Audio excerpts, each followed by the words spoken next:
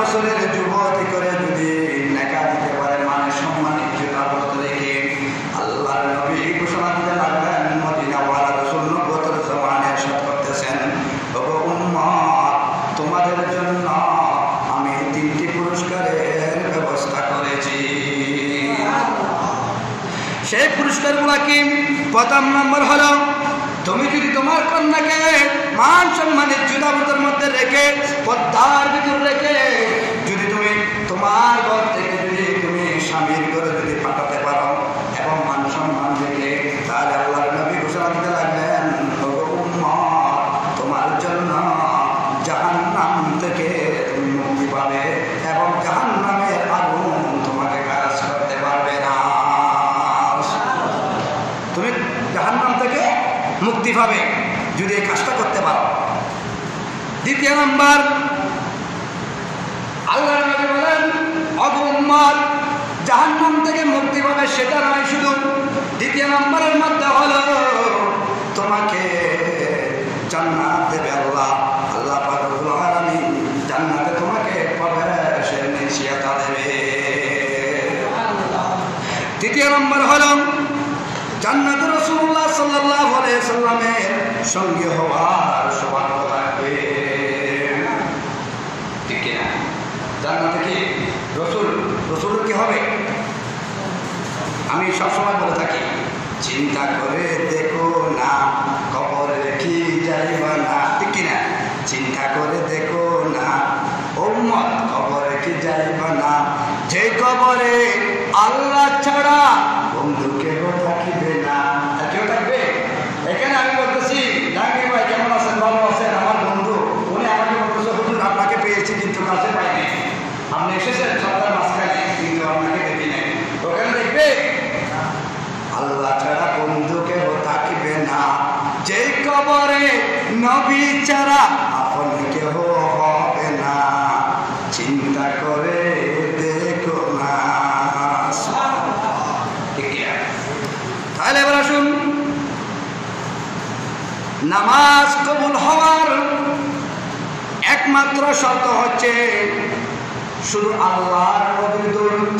কি? যে আল্লাহর বান্দা রাসূল পাক সাল্লাল্লাহু আলাইহি ওয়াসাল্লামের মুমিন বসে বসে আল্লাহর নবীর দরুদ পাঠ করবে, আল্লাহ পাক রব্বুল আলামিন কুদরতুল জবানে কামতে রাখলেন, ওগো আমার বান্দা, আসমানের নিচে জমিনের উপরে আমার বন্ধু হাবিবুল্লাহ চিৎকারের বলে নবী মুস্তাফা মুহাম্মদুর রাসূলুল্লাহ সাল্লাল্লাহু আলাইহি ওয়াসাল্লামের দরুদ যদি তুমি বেশি বেশি করে পড়ো, তাহলে তোমার নামাজ আমি আল্লাহ দরবারে অটোমেটিক কবুল হয়ে যাবে। সন্দেহ আছে? নেই। তার নামাজ কবুল হওয়ার একমাত্র গ্যারান্টেড হলো আল্লাহর নবীর দুরূদ শরীফ। ঠিক কিনা? দুরূদ শরীফ। এবার আসুন, নামাজের মধ্যে কোনো ব্যক্তিকে যদি সালাম দেয় তাহলে নামাজটা ভেঙে যায়। যদি আমাকে যদি আপনি সালাম দেন, হুজুর আসসালামু আলাইকুম, আমি নামাজের নিয়ত করলাম, আমি যদি বলি নামাজ থেকে ওয়ালাইকুম আসসালাম, নামাজ থাকবে? নামাজটা চলে যাবে। এমন একজন আল্লাহর বান্দা, এমন একজন বান্দা আল্লাহ পাঠিয়েছেন যাকে আল্লাহর সিফাতের নূর দ্বারা তৈরি করেছে, যাকে তৈরি করে শুধু পেরে রাখে নাই, তাকে তৈরি করে উপাধি দিয়েছে আহম্মদ, আহম্মদ থেকে মুহাম্মদ, মুহাম্মদ থেকে রসুল, রসুল থেকে ওয়ামা আরসালনাকা ইল্লা রাহমাতাল লিল আলামিন, উনি হচ্ছে রাহমাতুল লিল আলামিন নবী। আল্লাহ বলেন, আমি হলাম সমস্ত পৃথিবীর মধ্যে আমি হলাম আল্লাহ, আর আমি যাকে বানিয়েছি এটা হলো আমার হাবিবুল্লাহ জনাব মুস্তাফা মুহাম্মদুর রাসূলুল্লাহ সাল্লাল্লাহু আলাইহি ওয়াসাল্লাম হলো এটা রাহমাতুল লিল আলামিন নবী। হুজুর, রাহমাতুল লিল আলামিন নবী শুধু আমাদের মুসলমানের জন্য নয়, নয়, আল্লাহ বলেন নয়, আমার রাসূল বলেন নয়। তো কিরকম? আল্লাহ বলেন আমার মাখলুকাতের মধ্যে, 18,000 মাখলুকাতের মধ্যে আমি পৃথিবীর জমিনের মধ্যে যতগুলো মাখলুকাতের মধ্যে যা প্রাণ জাতি সৃষ্টি করেছি সমস্তর জন্য আমার রাসূল হচ্ছে রাহমাতুল লিল আলামিন। সবাই কি পাবে? রহমত পাবে, কিন্তু সবাই ঈমান পাবে না। ঈমান পেতে হলে আমার রাসূলের কলমা পড়তে হবে। তাহলে আসুন, নামাজে কাউকে সালাম দেওয়া যাবে না। আর যদি নামাজে এমন একজন ব্যক্তি আছে যাকে সালাম না দিলে নামাজ হয় না, তিনি নামাজ হয় না। হুজুর কিভাবে সালাম দেব এমন ব্যক্তিকে? কিভাবে দেব? আত-তাহিয়াতু লিল্লাহি ওয়াস-সালাওয়াতু আত-তাইয়্যিবা, আসসালামু আলাইকা আইয়ুহান নাবিয়্যু ওয়া রাহমাতুল্লাহি ওয়া বারাকাতুহু, আসসালামু আলাইনা ওয়া আলা ইবাদিল্লাহিস সালিহিন। এবার আমার নবীকে সালাম দিতে হবে সেটা নয়। আল্লাহ কুদরতুজ্জামান আমার কানের খোদা নাম দিতে লাগলেন, ওগো আমার বান্দা, আমার মুস্তাহাবিবুল্লাহর উম্মত, আমার বন্ধুকে সালাম দেবে সেটা নয়। আমার বন্ধুকে দিলে প্রাণে মনে করে সম্বোধন করে আমি রাসূলকে নামাজের মধ্যে দেখতেছি, এটা ইয়াদগারি করে আমার রাসূলকে সালাম দেওয়া তুমি বান্দা এবং তুমি উম্মতের জন্য ওয়াজিব। তাহলে এবার আসুন, ফজরের নামাজের পর সূরা ইয়াসিন আপনারা তেলাওয়াত করেন। আমি আপনাদেরকে শুরুতে বলেছি আমাদের কথা বলবো ঠিক কিনা।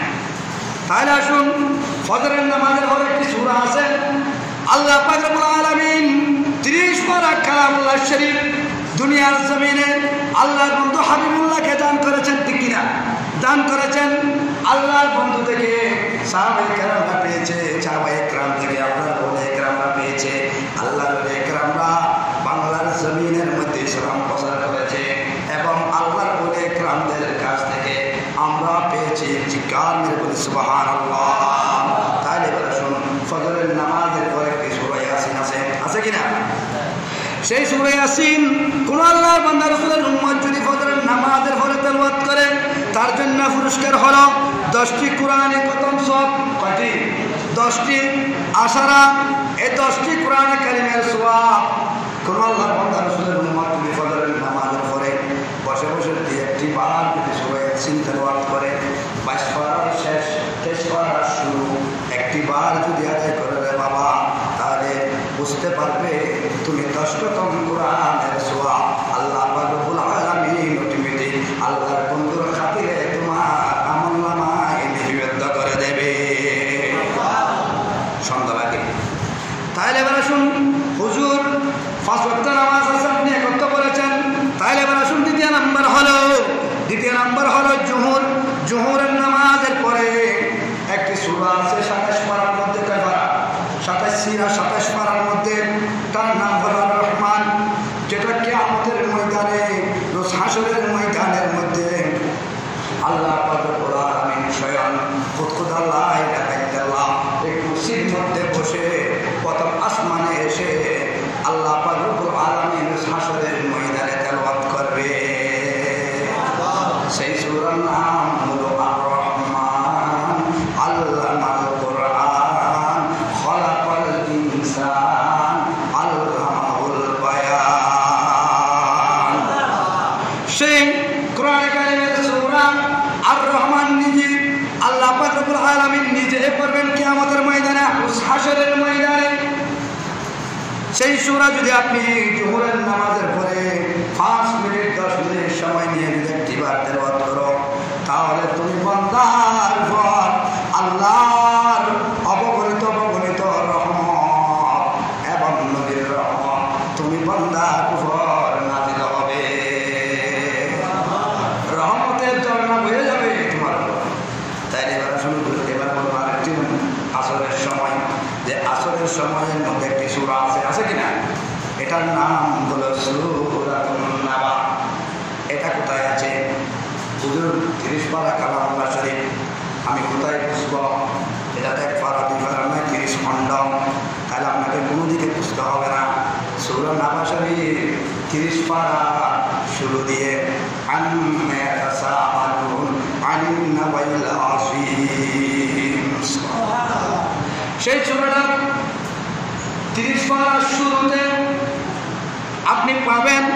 সেই সূরায় নামাজ যখন আপনি পড়বেন, আপনার দোয়া আল্লাহ পাক রব্বুল আলামিনের দরবারে কবুল হয়ে যাবে। হুজুর সেই সূরা প্রথম পড়ব, আপনি যখন আসরের নামাজ পড়বেন, এরপরে নামাজ পড়ে সূরা পড়ে আপনি কবরস্থানে যাবেন। আপনার মায়ের কবর, বাবার কবর, ভাইয়ের কবর, দাদির কবর, দাদি দিয়ে আপনি কবরস্থানে গিয়ে ওখানে পড়বে। অর্থাৎ বাদাল আসর, আসরের নামাজের পরে কাবাল মাগরিব, মাগরিবের আগে, এটা একটি মুহূর্তর দোয়া হওয়ার মুহূর্তর সময়। সেই সময়ের মধ্যে আল্লাহ পাক রব্বুল আলামিন আল্লাহর বান্দার দোয়া অতি দ্রুত কবুল করে। সেই সূরা নামাজ শরীফ যখন আপনি পড়বেন, তেলাওয়াত করবেন, তখন কি করবেন? আল্লাহ পাক রব্বুল আলামিনের দরবারে আপনি যেটার জন্য হাত তুলে দোয়া করবে, আমার সন্তান বিদেশ আছে, আল্লাহ আমার সন্তানকে সহি সালামতে রাখো। আল্লাহ আমার মা বাবার টাকা হয়ে গেছে, আমাকে লালন পালন করে আমার জন্য ব্যাংক ব্যালেন্স করে টাকা রেখে পয়সা রেখে দুনিয়ার জমিন থেকে ধন সম্পদ দিয়ে চলে গেছে। আল্লাহ আমি এসেছি আমার মায়ের কবরে, বাবার কবরে। আল্লাহ আমার মা বাবা দুনিয়ার জমিনে যা গুনাহ করেছে, আল্লাহ আপনি রহমান রহিম, গফুর রহিম, আপনি দয়া করে মায়া করে দয়াশীল ক্ষমাশীল খোদা। আল্লাহ আমার মা বাবার গুনাহ মাফ করে আমার মা বাবাকে বেখালেসে জান্নাত দান করুন। আল্লাহ পাক রব্বুল আলামিন আর দেরি করবে না, জিবরাইল আমিনকে বলবে, হে জিবরাইল যাও যাও যাও, আকবরশাহপাড়া কবরস্থানে চলে যাও, আমার বান্দা আসরের সালাত আদায় করে আমার কাছে দেখি গুনার হাত তুলে দিয়েছে। আমার বান্দার চোখের পানি, চোখের জল কবরস্থানের পাহাড়ে পড়ার আগে আগে তুমি জিবরাইল আমিন সোনার কুঞ্জ করে তুমি আমি আল্লাহর মাকানের দরবারে নিয়ে আসো। ঠিক কিনা? তাহলে এবার আসুন, মাগরিবের নামাজ, মাগরিবের নামাজের পরে একটি সূরা আছে, সূরাতুল ওয়াকিয়া। এটা কোথায়? 27 পারা। খেয়াল করবেন ছোট বাবারা, আপনারা খেয়াল করবেন, কারণ যখন মাগরিবের নামাজ পড়ে আপনি যখন বসে বসে আপনি সালাতুল আবাবিলের নামাজ পড়বেন, 6 রাকাত, কয় রাকাত? 6 রাকাত সালাতুল আবাবিল করবেন, 2 রাকাত 2 রাকাত করে। এগুলা করার পরে আপনি হুজুর কান্না কি করবেন? ফির মাশারিকের তাসবিহ এগুলো আদায় করবেন। এগুলো আদায় করার পরে আপনি বসে বসে মাগরিবের নামাজের সময় পরে আপনি কি করবেন? সূরা ওয়াকিয়া শরীফ তেলাওয়াত করবেন। তখন সূরা ওয়াকিয়া শরীফ যখন আপনি তেলাওয়াত করবেন মাগরিবের নামাজের পরে, আল্লাহ পাক রব্বুল আলামিন আল্লাহর বন্ধুর খাতিরে আপনাকে হুজুরের রিজিকের ব্যবস্থা করে দেবে। হুজুর আমি সারাদিন কর্ম করেছি, 500 টাকা 600 টাকা আয় করেছি, যখন আমি করে গিয়েছি আমার কাছে বিড়ালের সংখ্যা হলো 1000 টাকা। কত? 1000 টাকা। হুজুর আর 700 টাকা দান করতে হচ্ছে, আমি কি করবো? আমাকে কি করতে হচ্ছে? হুজুর বললেন, তুমি মাগরিবের সালাত আদায় করো, মাগরিবের নামাজ আদায় করে তুমি বসে বসে সূরা ওয়াকিয়া পড়ো। হুজুর আজকে পড়েছি, কিছু দেখি নাই, কালকে পড়েছি, কিছু দেখি নাই। এভাবে তুমি কি করো? 1 সপ্তাহ পড়ো, 2 সপ্তাহ পড়ো, 1 মাস পড়ো। এভাবে পড়তে পড়তে যখন উনি 5 ওয়াক্ত নামাজের পরে যখন 5টি সূরা যখন তেলাওয়াত করলো, আল্লাহ পাক রব্বুল আলামিন ওই বান্দার উপর খুশি হয়ে আল্লাহর হাবিবের উসিলা ধরে যখন দোয়া করেছে, আল্লাহর ওলিদের উসিলা নিয়ে যখন দোয়া করেছে, আল্লাহ পাক রব্বুল আলামিন ওই বান্দার অভাব পূরণ করে ওই বান্দাকে স্বভাবে পরিণত করে দিয়েছে। তাহলে বোঝা যায় এগুলা করলে সওয়াব আছে, আছে কিনা? লাভ আছে কিনা? আছে। তাহলে এবার আসুন, হুজুর 4 ওয়াক্ত পেয়েছি, ফজর পেয়েছি, জোহর পেয়েছি, আসর পেয়েছি, মাগরিব পেয়েছি, এবার আরেকটি হলো এশার, আছে কিনা? দৈনিক 5 ওয়াক্ত নামাজের মধ্যে এশার আছে কিনা? হুজুর এশারের নামাজের পরে কি করতে হবে? এশারের নামাজের পরে সূরা মুলুক নাম শুনেছেন? তাবারাকাল্লাযী বিয়াদিহিল মুলকু ওয়া হুয়া আলা কুল্লি শাইইন কাদির। সূরা মুলুকটা 29 পারা শুরু দিয়ে সূরা মুলুক পড়বেন। হুজুর এটা বললে কি হবে? আল্লাহ বলেন সূরা মুলুক যদি তুমি পড়ো তাহলে প্রথম নম্বর হলো তোমার রাত্রে ঘুম হবে। কি হবে? রাত্রে তোমার ঘুম হবে, তোমার টেনশন চলে যাবে, তোমার পরেশানি চলে যাবে, তোমার চিন্তা ভাবনা দূরীভূত হয়ে যাবে, তোমার সমস্ত অভাব দূর হয়ে যাবে। এরপরে বড় নিয়ামত হলো তুমি যদি ঘুমের মধ্যে যদি ইন্তেকাল হয়ে যাও, ঘুমে যদি মারা যাও, তাহলে তোমাকে আর জাহান্নামে নেওয়া যাবে না। কারণ সূরা মুলুক পড়লে আল্লাহ নবী বলেন যে সূরা মুলুক পড়বে কবরস্থানে বসে বসে দাঁড়িয়ে দাঁড়িয়ে এবং এশার নামাজের পরে ওই ব্যক্তির কবরে আল্লাহ রব্বুল আলামিন মাফ করে দেবে। কারণ সাই আর মরতে দোয়া আছে ভোট কেয়ার মালিক স্যার হয়তো খবর এক সেকেন্ড হলে আপনার কেন মাফ করে দিতে পারবে না? ওই আর কি কি বললি মাফ করে দিবে। সূরা মুলুক একবার মক্ত আল্লাহ সদরি নাও, হয়তো কুমসারা সদরি নাও, ধরা এটা কুমসারা সদরি। আপনি যখন সূরা মুলুক করবে দুইটি, একটি হলো ঘুমন্ত। আপনি ঘুম থেকে আপনি কি করতে পারবেন? আপনি ঘুম থেকে উঠে আপনি দেখতে পাবেন ঘুম ভালো হয়েছে, চিন্তা ভাবনা দূরীভূত হয়ে গেছে। এটা এক নম্বর। দ্বিতীয় নম্বর হলো আপনি যদি কবরস্থানে গিয়ে যদি সূরা মুলুক তেলাওয়াত করো, তোমার মার খবর, বাবার খবর তুমি ধারণা করার মধ্যে বা মুখস্থ নেই, তুমি হুফাজে কেরাম মসজিদের ইমামকে নিয়ে যাবে, ছোট হুফাজে কেরাম ভালো সাথে নিয়ে যাবেন, নাতিপতি বললেন তুমি সূরা মুলুক করো। হুজুর বলেছে আমি শুনেছি যখন সূরা মুলুক যখন ওই আল্লাহ বান্দা রাসূলের উম্মত যখন কবরের মধ্যে দাঁড়িয়ে দাঁড়িয়ে পড়তে থাকবে, আল্লাহ রব্বুল আলামিন আশ্চর্য করতে পারবে না। ওই সূরা মুলুকের উসিলায় আল্লাহ রব্বুল আলামিন খবরের আযাব মাফ করে দেবে। তাহলে এবার আসুন, সময় খুব সংকীর্ণ। 7 কিসিমের ব্যক্তির জন্য আল্লাহর নুরানি জগতের অদৃশ্য ফেরেশতা মালায়েকারা দোয়া করতে থাকে। সুবহানাল্লাহ বলুন। কি করতে থাকে? দোয়া করতে থাকে। হুজুর আপনাকে পয়সা দিলেও তো শুক্রবার আমাদের নামটা বলেন নাই, দোয়া করেন নাই। কারণ মানুষ মাত্রই হচ্ছে বল, আমাকে টাকা দিয়ে দোয়া করতে হবে, আর টাকা লাগবে না, পয়সা লাগবে না, ঘুষ লাগবে না, লাগবে কারো কথা শুনবে না। আল্লাহ বলেছেন নুরানি জগতের মালায়েকা ফেরেশতারা তোমরা আমার 7 কিসিমের বান্দার জন্য দোয়া করতে থাকো। তেনারা কারাম প্রথম নম্বর ব্যক্তি উনি এত বড় সৌভাগ্যবান। এটাকে প্রথম নম্বর হলো উজু অবস্থায় যে ব্যক্তি ঘুমায়। এখন আমরা তো উজু অবস্থায় ঘুমানো এটা দূরের কথা, এখন আমরা তো মোবাইল নিয়ে ঘুমাই। আমরা এখন যদি কিছু বলি হুজুর আপনি এটা কাজ পাইছেন নি, এখন ডিজিটাল যুগ, এটা আপনারটা মানার দরকার নেই। আমি মোবাইল না দেখলে আমার ভাত খাওয়া আসে না, মোবাইল না দেখলে আমার ঘুম আসে না, আমার বাচ্চারা আমার সাথে দরকার করে মোবাইল দেখতে হবে। আপনি যখন মোবাইল দেখতে দেখতে যখন আমি দেখার হয়ে যাবে ঘুমের মধ্যে, তখন আপনার জন্য আল্লাহর নুরানি জগতের ফেরেশতারা দরকার করবে। কি বলে ঝগড়া বাঁধবে, কতগুলা ফেরেশতা বলবে উনি জাহান্নামী, আর কতগুলা বলবে ওরা জান্নাতি। এভাবে ঝগড়া করতে যাবে। আল্লাহ রব্বুল আলামিন যদি আপনার কোনো হেদায়েত কপালে থাকে তাহলে আপনাকে জান্নাতে দেবে, আর যদি না থাকে আপনাকে টেনে টেনে জাহান্নামে নিক্ষেপ করবে। তাহলে এবার আসুন, উজু অবস্থায় ঘুমাতে হবে, এরপরে দোয়া পড়তে হবে। আউযু বিসমিল্লাহ পরে আল্লাহুম্মা বিসমিকা আমুতু ওয়া আহইয়া। আমি আল্লাহর নামে শপথ করে আমি ঘুমাচ্ছি, ঘুম আমি মৃত্যু, ঘুম মানে মরে যান নাই না। আল্লাহুম্মা বিসমিকা, আল্লাহ আপনার নামে আমি ঘুমিয়ে গেছি। আল্লাহুম্মা বিসমিকা আমুতু ওয়া আহইয়া।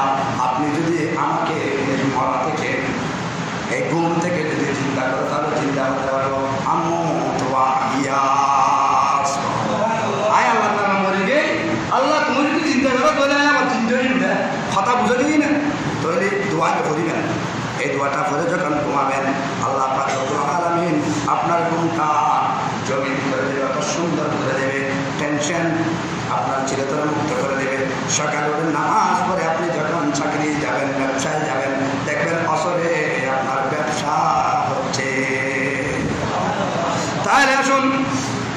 তৃতীয় নম্বর হলো নামাজের জন্য যে ব্যক্তি অপেক্ষা করেন, নামাজের জন্য যে ব্যক্তি অপেক্ষা করেন, সময় চলে গেল, তাহলে মনে করেন ফজরের নামাজ পড়েছেন, পড়ার পরে আপনি অপেক্ষা করতেছেন কখন জোহর হবে।